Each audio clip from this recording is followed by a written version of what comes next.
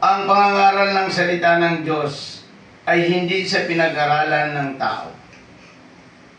Hindi ito sa pinag-aralan ng tao, kundi makikita ang epektibong pangangaral ng salita ng Diyos kung paano binago ng Panginoon ang iyong buhay. The result of salvation is a changed life. Yung pagbabago ng ating buhay, ito ang puhunan ng isang mananampalataya upang maihayag niya ng tama ang salita ng Diyos at epektibo. Kasi dito sa 2 Korintos 5:17 ay ganito, therefore, if anyone in Christ, he is a new creation, the old has gone, the new has come. Ang mga nakipag-isa na kay Kristo, siya ay binago na. Yung binagong buhay na yun, iyon ang magiging dahilan upang may pangaral mo ang salita ng Diyos. Kasi kahit walang magaling ang tao, hindi yan inuunor ng Diyos na magaling ka at nag-aral ka kung saan ka nag-aral, mataas ang iyong pinag-aralan. Hindi po yan inuunor ng Diyos. Inuunor ng Diyos at gagamitin ng Panginoon yung mga taong binago ng Diyos ang kanyang buhay.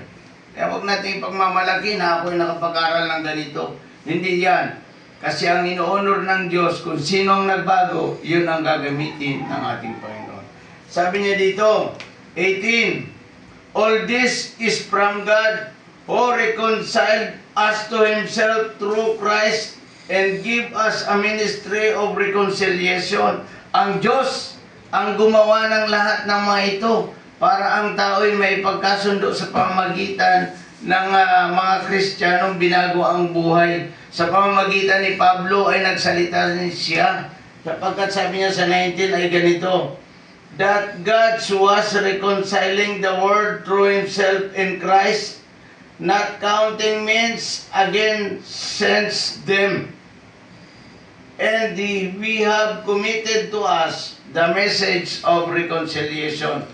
Yung ginawa ng Diyos yung tao sa pamamagitan ni Pablo na ipagkasundo ang lahat ng mga tao sa pamamagitan ng kanyang buhay.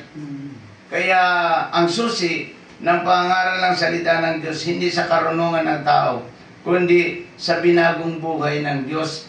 Kasi kapag nakita ng mga tao na binago ang iyong buhay, maniniwala yan sa iyo. Maniniwala yan sa iyo.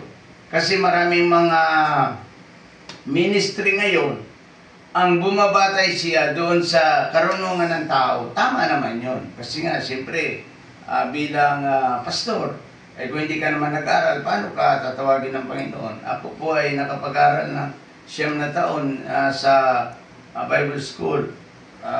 Ako po ay, sabi nga marami nagsabi, natalo ko pang abogado. Ako po ay abogado ng Diyos, hindi naman ako abogado ng tao. 9 years ako nag-master sa salita ng Diyos.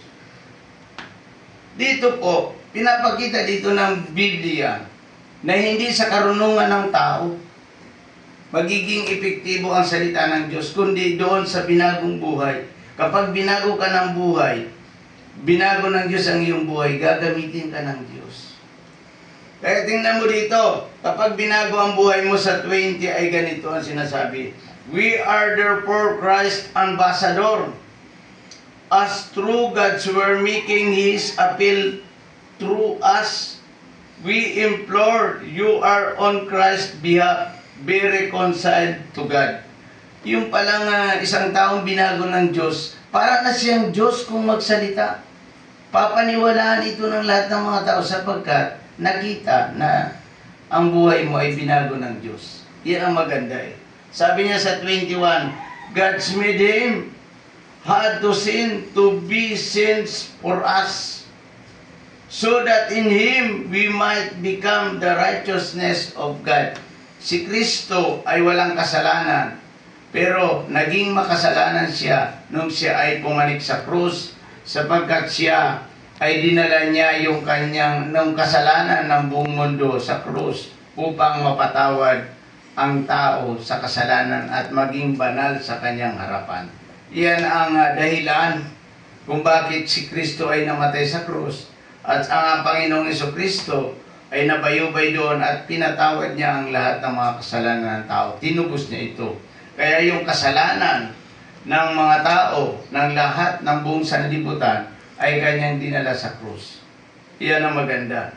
Kaya dito, ipinapakita dito ng Biblia, ang pinakamahusay mag-share ng salita ng Diyos, yung taong binago ng Diyos ang kanyang buhay. Wala naman iba.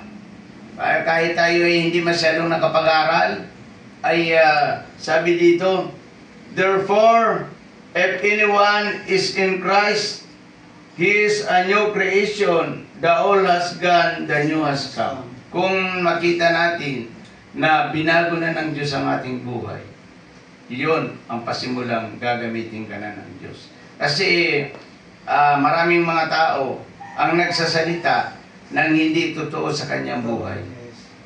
Kailangan maging totoo ito sa ating buhay. Kung gusto natin, mga kaibigan ko, mga kapatid ko sa pananampalataya o sa lahat ng tao, maging epektibo ang salita ng Diyos sa iyong buhay.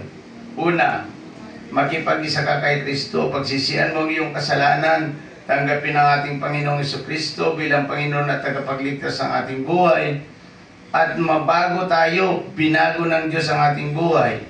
At sa gayon, kapag binago tayo ng Diyos bilang pangaral ng salita ng Diyos o preacher ng salita ng Diyos, kapag tayo ay binago, maniniwala ang lahat ng mga tao.